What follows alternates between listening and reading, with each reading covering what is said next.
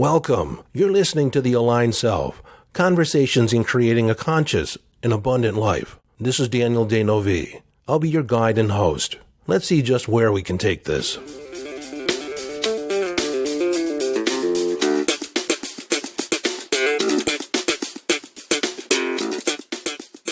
Hello, friend, and welcome home.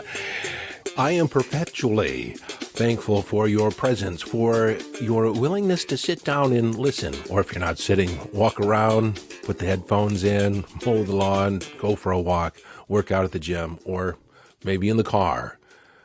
But just the fact that you find value in this and that through your own questioning, your own focus in your life, through the questions that you've been asking yourself about life, about yourself, about what's possible, that you have drawn this conversation to you.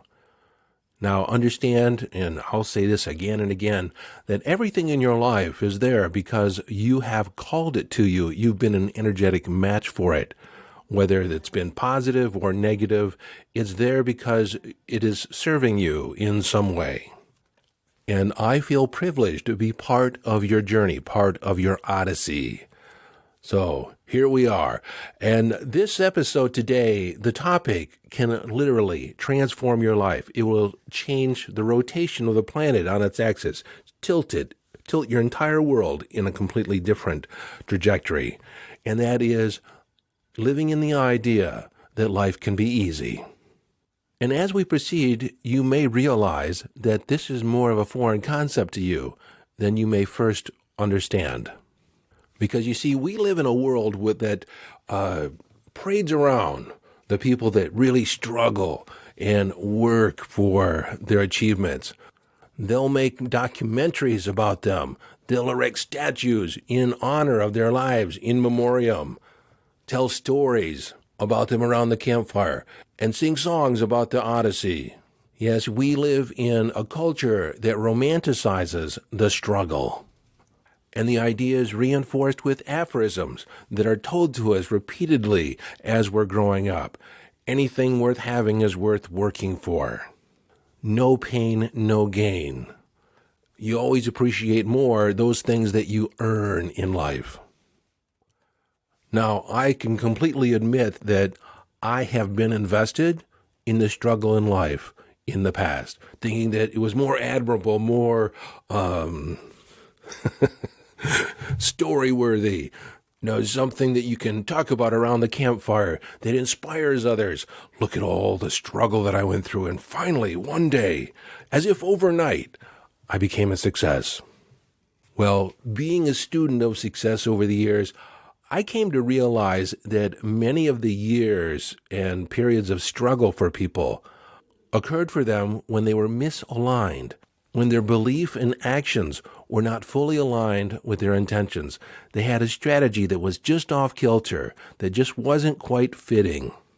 And it wasn't until they found their alignment, aligning their heart, their mind, and their body, meaning that their emotions, their emotional way of being, along with their thinking and their behaving, their actions, once those were aligned, and you'll hear it, like they'll say, it's as if the stars aligned, and then suddenly there was a breakthrough. And after realizing this dynamic, I began to wonder, what would it be like if we began our process, began our journey completely aligned? And hence, that is the philosophy behind this particular podcast, behind everything that I do now in my coaching, is the aligned self, aligning the heart, the mind, and the body with your mission and your intentions and everything else before you start out on your journey. And everything becomes much, much easier. But I didn't always think that way. And even as I began to consider this, beginning with the end in mind, it wasn't until I became a firewalk instructor and was in a class with Tolly Burkan, who's the father of American firewalking. He taught Tony Robbins and T. Harv Eckert and hundreds of others. But he said something amazing to me. It just kind of hit me like a 2x4 across the head. It was, let it be easy. Now, at this point, when I had met Tolly, this was in 2004, I first walked on hot coals in 1988, and between 1988 and 2004, I had walked over a dozen times with various teachers. And it had always somewhat been a little bit of a struggle, just aligning my system, my heart, my mind, my body, so I'm congruent as a firewalker. I just didn't get it yet. But when Tali said that, let it be easy, something clicked into place. I had an aha experience. I said, of course. Of course, I said that to myself. Of course. When you let it be easy, that's an entire mindset. It's an entire position on how, like, you're open to receive the experience. It's not like you're making it happen. And then in that same instance, I realized that this is the foundation of manifesting too, of being open to receiving, not having to strive for it, go after it, coerce it, earn it, deserve it. No, you just open to receive. You open and allow it to show up, allow it to be drawn to you. And that realization and adopting that mindset changed my life for a period. And frankly, I kind of drifted back to the whole idea of struggle and working for it and having to earn it. And so I've kind of drifted in and out over the years, in and out of this mindset. And I decided just recently that I'm going to start living it I'm going to incorporate it into my entire being. And over the last week, it's become a mantra for me. Let it be easy. What if this were easy? And I immediately began applying it to one area of my life, specifically in the area of fitness and health. Now, over the year of 2020, when things were somewhat shut down, they closed my gym, or actually they required face masks. And frankly, I wasn't going to go and work out and wear a face mask. I walked the park trails around the house, but it still wasn't the same type of workout that I was getting when I was going to the gym. And I increased my intake of potato chips and wine over that year, and found myself at the end of 2020 probably 15 to 20 pounds heavier than I like to be. And if I'm completely honest, it might even be 25. But we'll see how it ends up. I'm not really concerned with the weight. I'm more concerned with how my clothes fit and how I feel. And I consider the scale to be just one indicator and not the be-all, tell-all of what's going on. So back here in March in Texas, the governor lifted the face mask requirement out in public, and as a consequence, so did my club.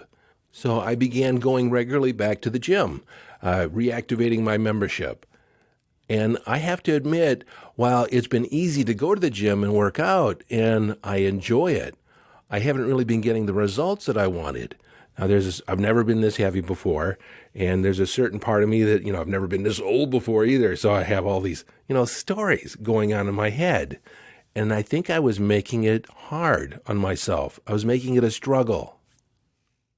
And I've been losing inches, but I really had not significant inches yet, but I haven't. Let me add to that story in just a minute, but I haven't really, moved the scale at all. And I understand that I'm rebuilding muscle mass and all that, but I said something to myself, why is this so hard? Here I've been working out for 4 months and hardly seen any results.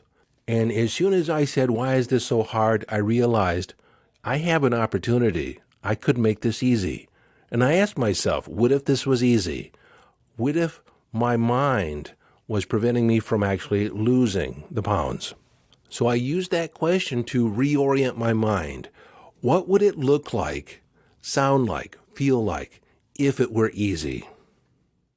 And as a consequence, I created a vision in my mind of the pounds melting off, the fat melting off, me burning, being a lean, mean, fat-burning machine. And I pictured in my mind the body that I want to achieve or get back to.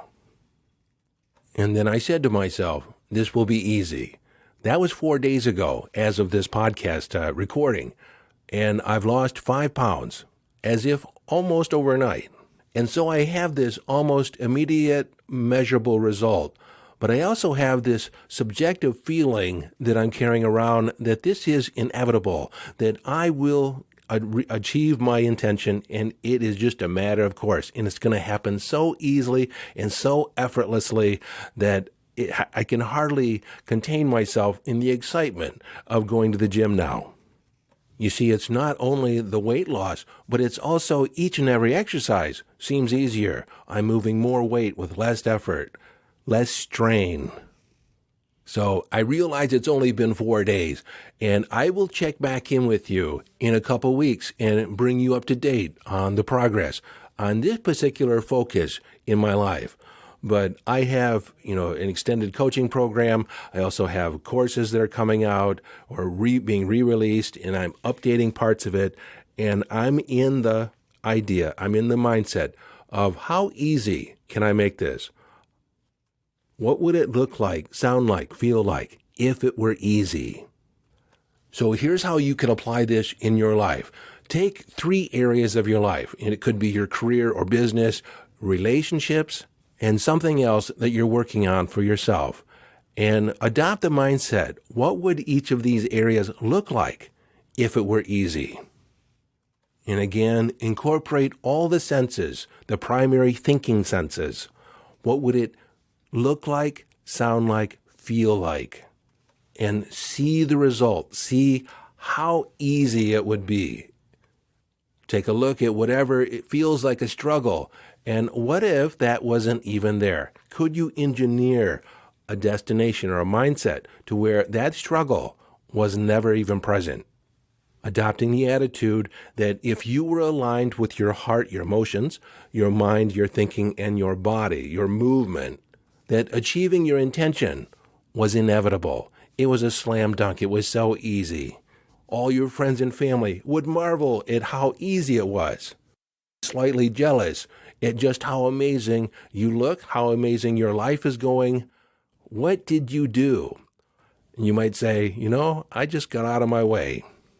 I gave up the struggle. Now, as with any idea that I offer up to you, I don't expect you to adopt it wholeheartedly. I want you to validate it for yourself in your own experience. Prove it to yourself. Test it out in your life. Test it out in your life in a way where you can accept it as truth for you, and not just because I say so. Practice the idea that life can be easy for 3 weeks, 21 days. And why 21 days? Well, that comes from my own personal experience in traveling around the world in different places. Anytime I've gone someplace for 3 days, for a weekend, or for a week, it's always just felt like a vacation. And 2 weeks, it's felt like an extended vacation. But something happens as I pass the 14-day mark, and it feels more like a life experience, an immersion in a concept or an idea. When I can spend 3 weeks to a month in a new location, I have forever been transformed. I was in India for 3.5 weeks. I was in the jungles in Honduras for 3.5 weeks. And both those experiences are indelibly imprinted on my mind. When I first got out of high school, I toured Europe with a concert symphony wind band. I played trombone, and we were gone for 8 weeks over 6 different countries. And what an amazing experience that was. A complete immersion in a completely different way of thinking, of seeing the world, and experiencing life.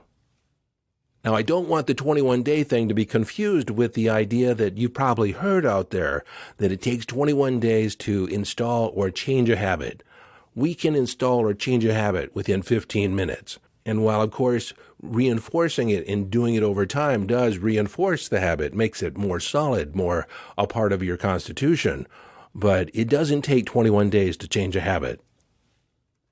But in my request to you to entertain this idea that life can be easy for 21 days brings in your reticular activating system. It begins refocusing your mind on making and allowing things to be easy, to have and move through life with a sense of grace and ease. If there's something that you want to manifest in your life, something that you want to draw to you, ask yourself the question, what if it was easy? Could I allow it to be easy?